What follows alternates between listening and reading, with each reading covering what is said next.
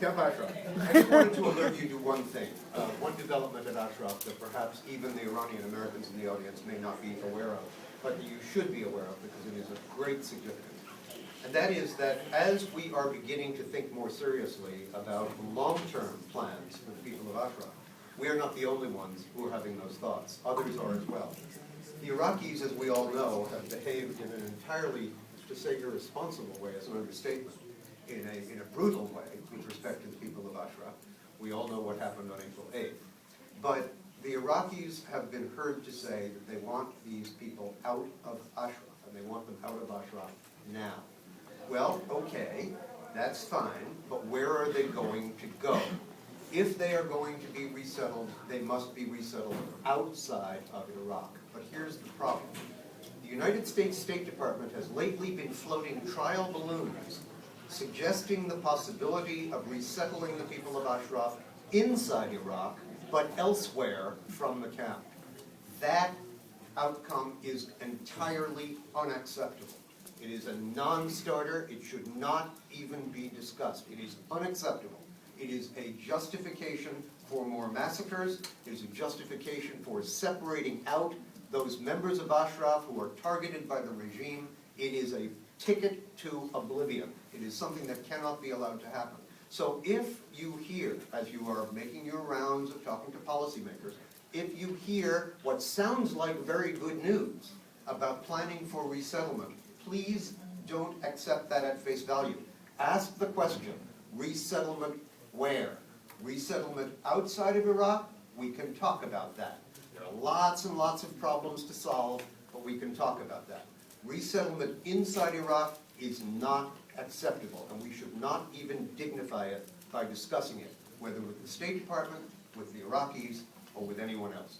So I just put that marker down so that everyone is aware of the most current information with respect to the two big issues, the delisting of the PMOI, which is critical here in Washington, and the future of the people at Ashraf, which is, of course, the most important question that all of us have on our minds. Thanks, Rose.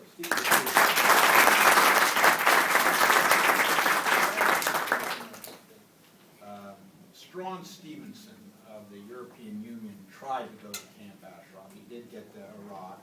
He is also the EP member who's in charge of Iraq, the EU member in charge of Iraq. And he has floated an idea of how to resettle the people of Camp Ashraf. What I wanted to ask you, Stephen, is that his point was you have UNAMI, which is the UN agency, which would go to Camp Ashraf, prepare for a resettlement, and then the European Union and the Americans, is what he's proposed, would facilitate the resettlement.